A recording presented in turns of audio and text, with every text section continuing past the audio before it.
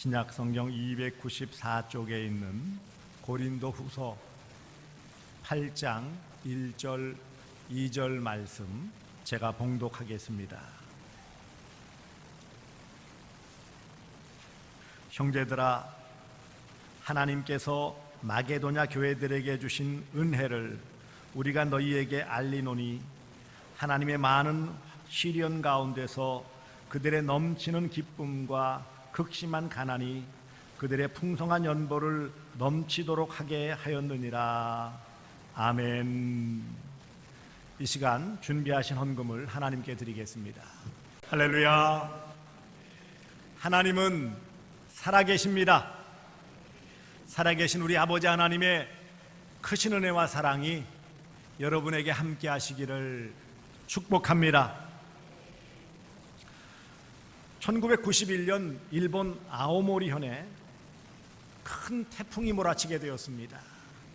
마침 수확을 앞둔 사과 과수원에 이런 태풍이 몰아치므로 따야 될 사과의 90% 정도가 다 땅에 떨어지고 말았어요.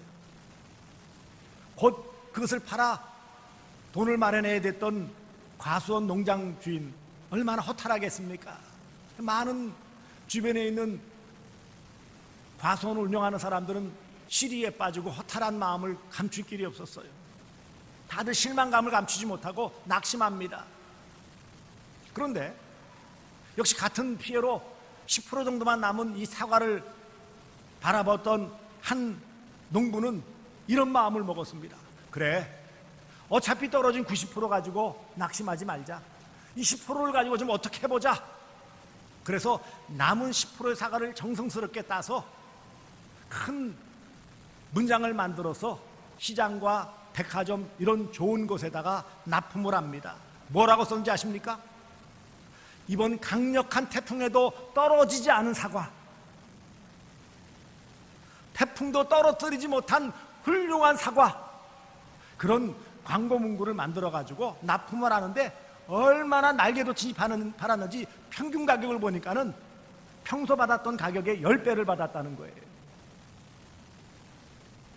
마음먹기에 따라서 아이쿠 90%가 다 떨어져서 이제 10%만 남아서 손해를 봤다, 망했다 라고 생각할 수 있는 그 순간에 10%만 가지고도 잘 활용할 수 있다면 좋다. 이전에 농사 지었을 때만큼 아니 그 이상 소득을 올릴 수 있었던 것입니다. 믿지 않는 사람들도 세상사 마음먹기 달렸다 그렇게들 말을 해요. 똑같은 일을 당했는데 어떤 사람은 너무 낙심하고 실망해서 극단적인 방법을 택하는 반면에 그런 어렵고 힘든 가운데서도 다시 툭툭 털고 일어나서 새로운 삶을 살고 이전보다 더 큰 성공을 이루는 것을 볼 수 있습니다. 오늘 본문 말씀 보시면은 마게도냐 교회 성도들이 나와요. 1절을 보시면 형제들아, 여기서 말하는 형제들은 고린도 교회 성도들을 말합니다.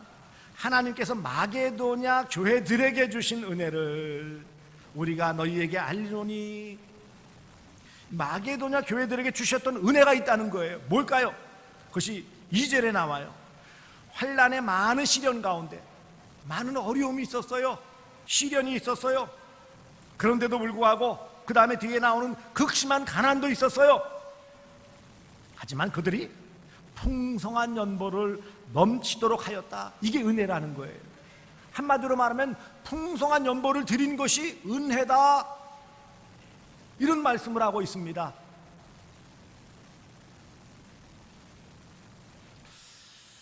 여러분은 어떻게 생각하십니까?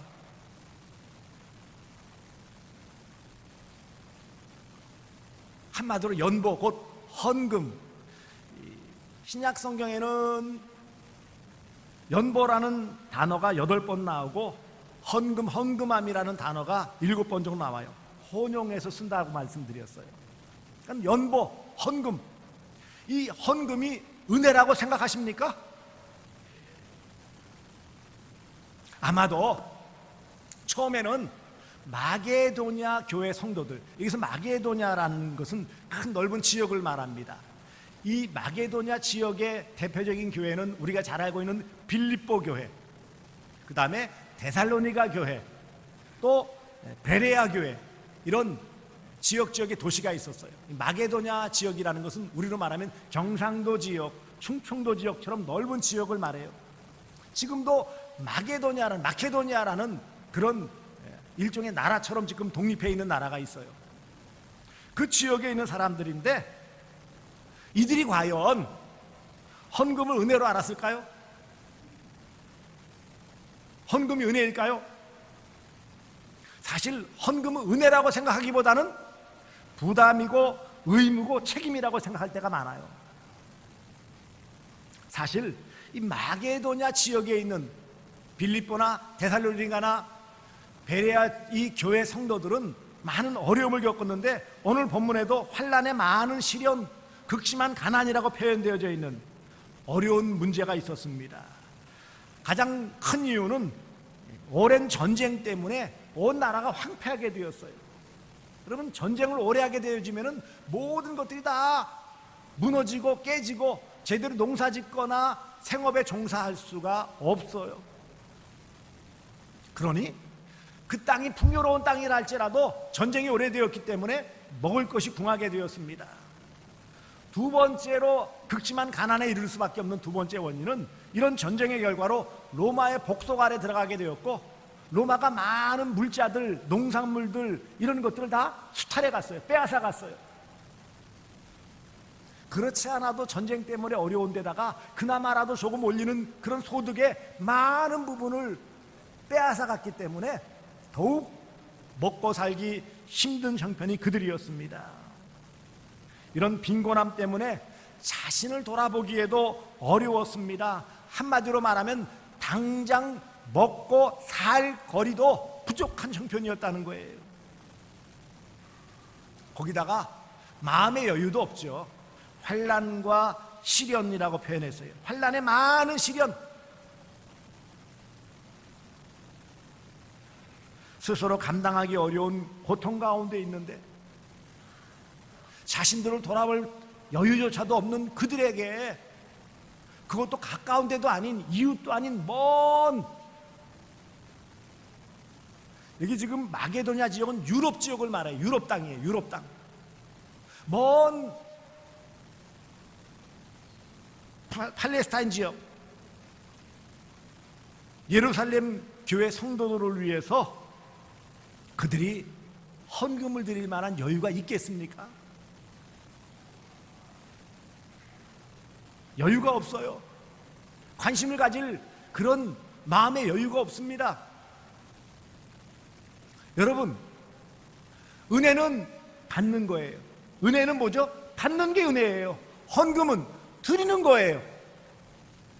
은혜는 받는 것, 헌금은 드리는 것인데 어떻게 드리는 헌금이 은혜라고 표현할 수 있겠느냐고요. 받는 게 아닌데.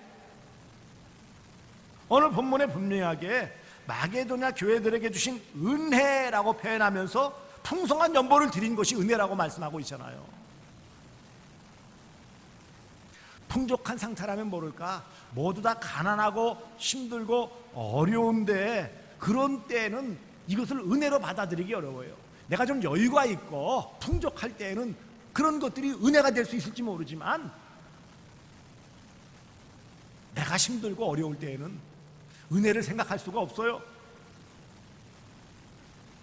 오늘 우리가 이런 믿음의 삶을 살아가면서 때때로 정해져 있는 헌금 외에도 어떤 다른 목적 헌금을 하고 할 때 사실 많이 힘들어요. 경제적으로 어려워요. 또 각박한 세상이 되어서 뭔가 이렇게 돌아볼 만한 여유가 별로 없기도 해요. 마게도냐 교회 같은 경우 모범 사례로서 그렇다 할 수 있지만 일반적으로 그럴 수 있느냐고요. 그게 참 어려워요. 아, 저분은 그렇지, 뭐 독특하니까 저분은 나름대로 뭐 독특한 뭐가 있으니까는 저렇게 했을 거야 라고 생각하지만 일반적으로 이것을 은혜로 받아들이기는 너무 어렵습니다.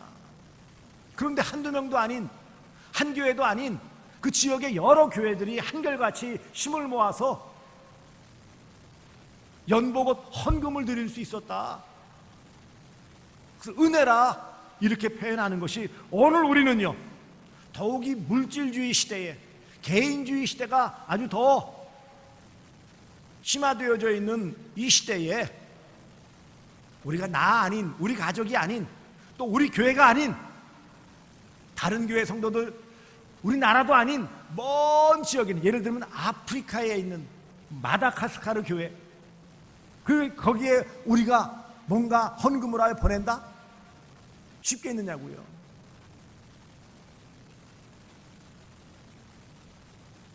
사랑하는 성도들이요, 그렇습니다. 헌금이 은혜인 줄 모르면은요, 그것은 다 부담일 수밖에 없어요.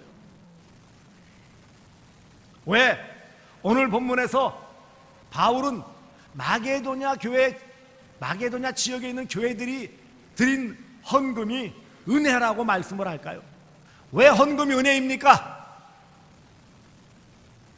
마게도냐 성도들이 극심한 환난과 가난 중에서도 헌금을 풍성하게 할 수 있었던 것은 어떤 강요나 회유가 아닙니다. 누가 나서가지고 드려야 돼, 안 드리면 안 돼 라고 강압적으로 그렇게 모금을 한 것입니까? 그렇지도 않아요. 그들은 오랜 전쟁과 또 로마 정부의 그런 수탈 때문에 어려운 가운데 있지만, 여전히 힘든 가운데 있지만 하나님께로 받은 은혜를 생각하며 그 진가를 깊이 알기 때문에 자신들이 받은 그 은혜를 또 이미 그 은혜로서 이곳 자신들의 지역 교회까지 와서 복음을 전할 수 있는 그런 복음의 전진기지 역할을 한 예루살렘 교회 성도들을 기억하게, 또 그들을 도울 마음을 하나님이 주셨기 때문에 구원의 감격과 그런 복음의 빚진 마음을 가지고 하나님께서 이것을 우리에게 기회로 주셨다라고 믿음으로 받아들였기 때문에 어렵고 힘든 가운데 많은 금액은 아니라 할지라도 최선을 다하여 연보한 그 헌금이 바로 은혜라, 그렇게 표현하는 것입니다. 한마디로 성경의 가르침인 하나님 사랑, 이웃 사랑, 하나님을 사랑하는 그 믿음이 있었기에 이웃사랑, 먼 이웃이지만 자신들에게 복음을 전할 수 있는 가장 기본적인 그런 역할을 해야 했던 예루살렘 교회를 어려울 때 돕는 것이 하나님의 뜻이다라고 받아들였기에 그것이 은혜라는 것입니다. 한마디로 헌금의 동기, 그것이 하나님의 은혜라는 거예요. 왜? 알지도 못하고 실질적인 연고도 없고 먼 땅, 단지 하나님을 믿고 예수 그리스도를 구주로 영접하였다라는 것 하나밖에 공통분모가 없는 그들이 자신들도 어려운데 어떻게 더 어렵다고 하는 그 예루살렘 교회 성도들을 도울 수 있었습니까? 그게 은혜라는 거예요.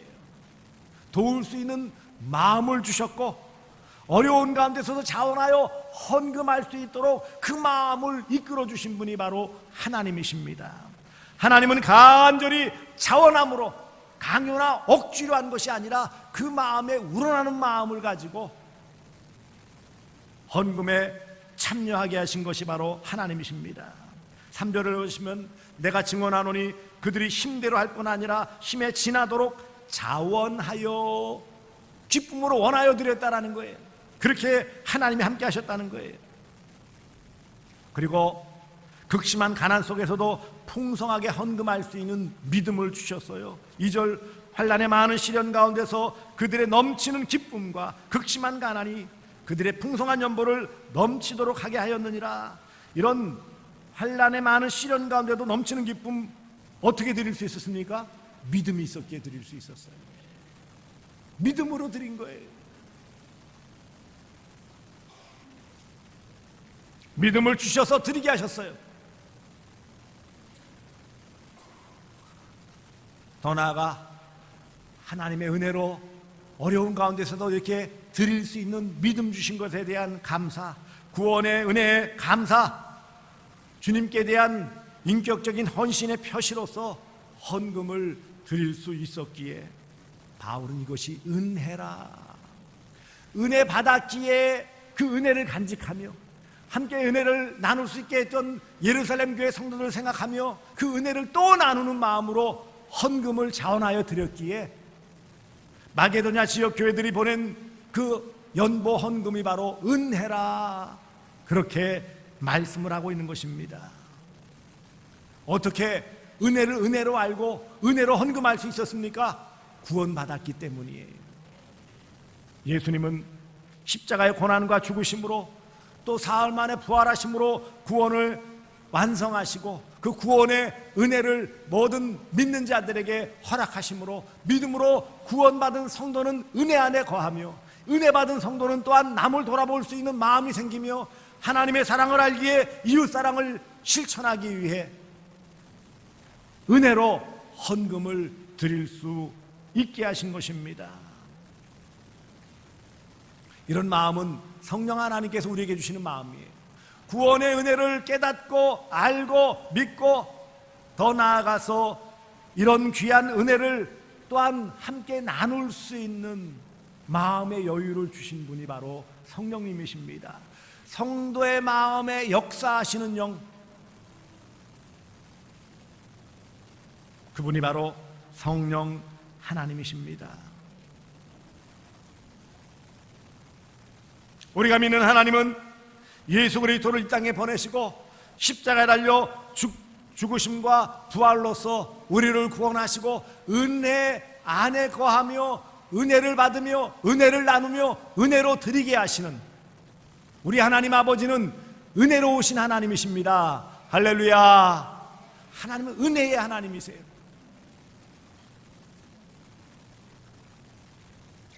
마게도냐 지역의 교회들, 빌립보, 데살로니가, 베레아 교회, 그 외의 지역에도 있었지만 대표적인 교회가 이런 교회들인데 그 지역이 함께 힘을 모아서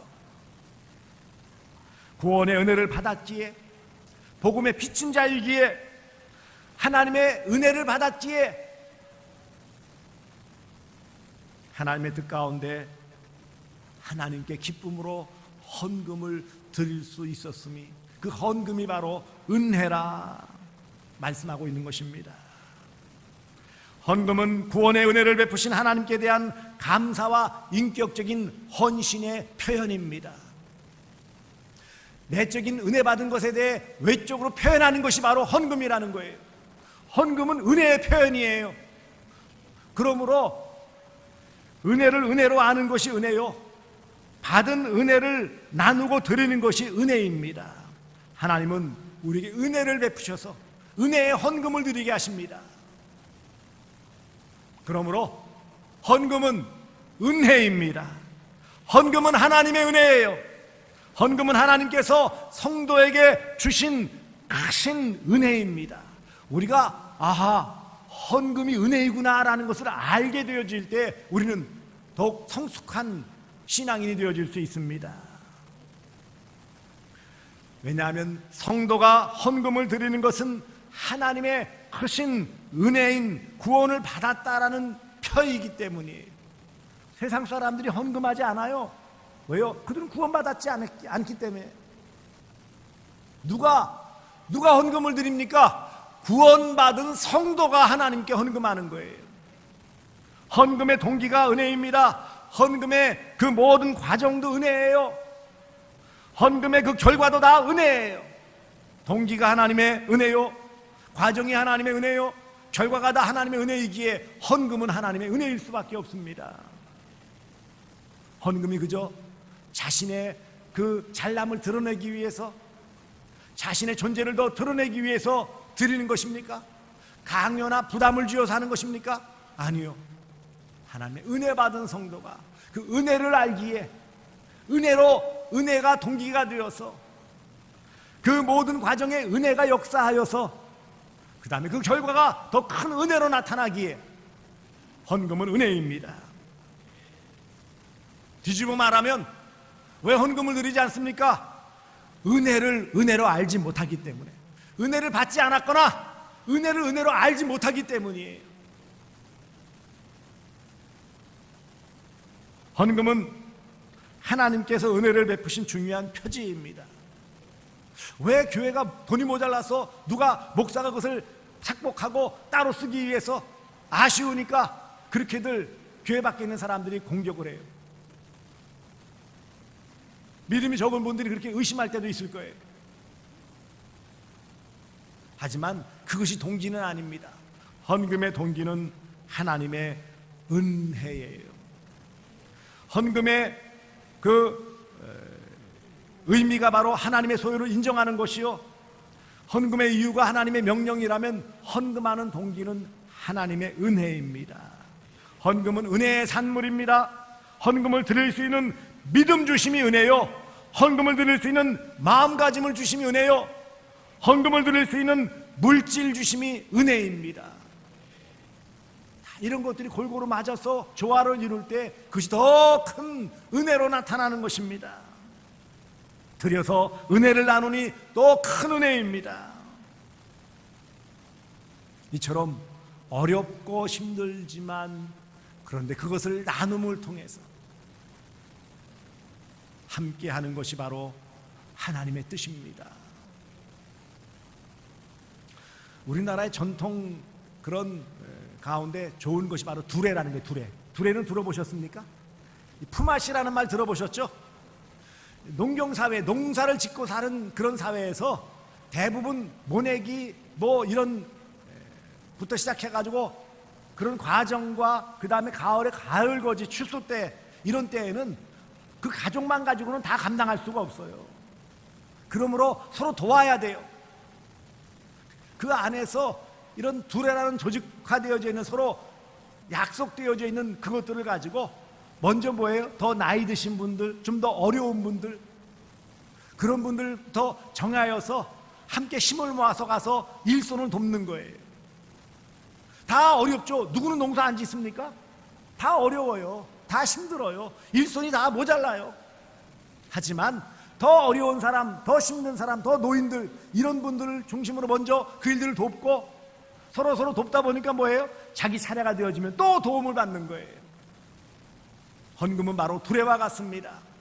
나도 어렵고 힘들지만 남을 위해서 그것을 기쁨으로 잘 감당하면 그것이 결국 더 많은 것으로 내게 돌아오는 거예요. 그것이 품앗이에요. 두레예요. 나는 내 것만 챙기겠다, 나만 하겠다라고 홀로 있으면은요, 예전에 농경사회에서는 농사를 지을 수가 없어요. 뭐 큰 부자라 하인을 많이 거느리면 모를까 일반적으로 살아가는 농민들은 이런 품앗이 제도인 두레를 이용하지 않으면은 그 지역에서 살 수가 없어요. 농사를 지을 수가 없어요. 헌금이 그와 같습니다. 은혜를 은혜로 받고 은혜를 드리게 됨이 복입니다. 그러므로 사랑하는 성도들이여, 헌금이 은혜임을 분명히 알아서 무엇보다 구원의 은혜에 감사하시기를 바랍니다. 나는 하나님의 은혜로 구원받았습니다.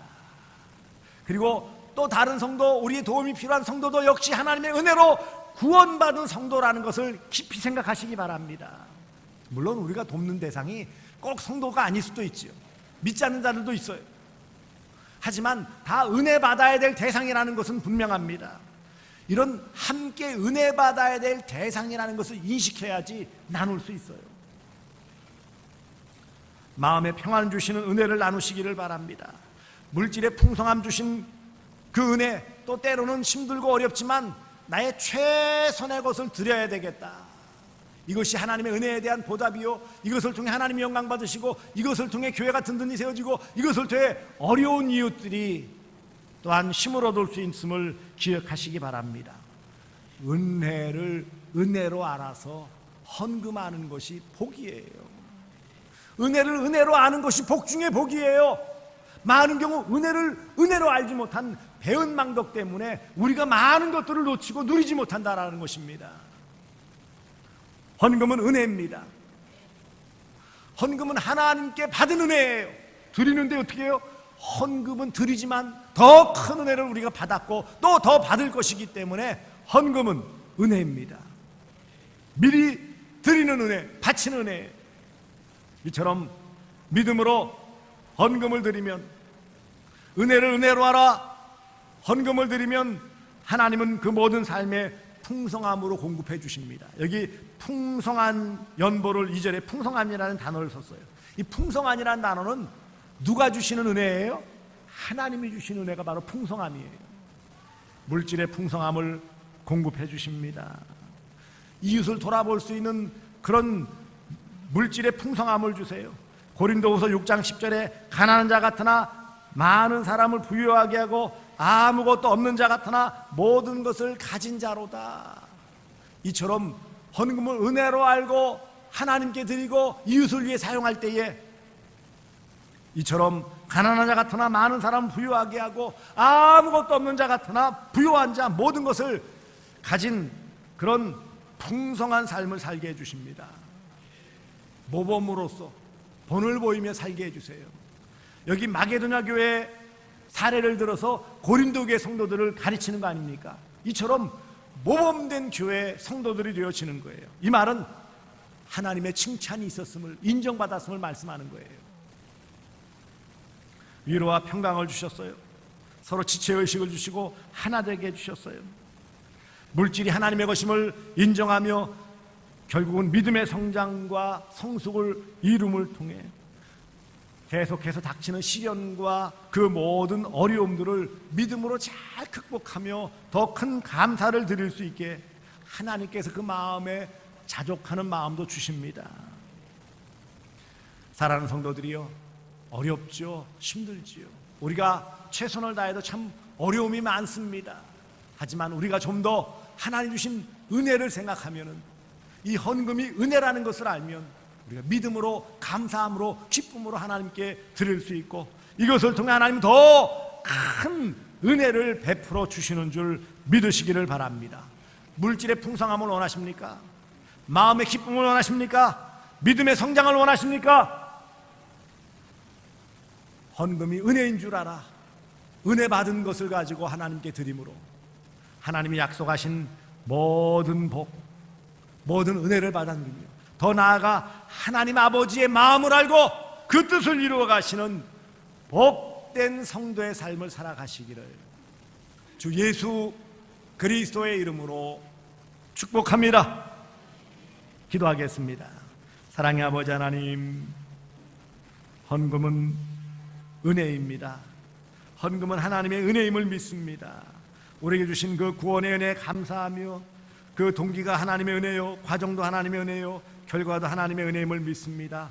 헌금은 은혜의 산물이요, 이런 헌금을 드릴 수 있는 믿음 주심이 은혜요, 마음 주심이 은혜요, 물질 주심이 은혜임을 믿습니다. 드려서 은혜를 나누고 또 큰 은혜를 받을 수 있게 해주심을 감사합니다.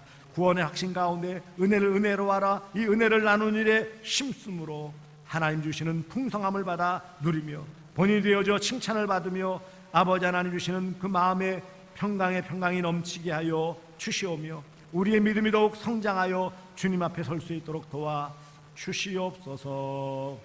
예수님의 이름으로 기도드리옵나이다. 아멘.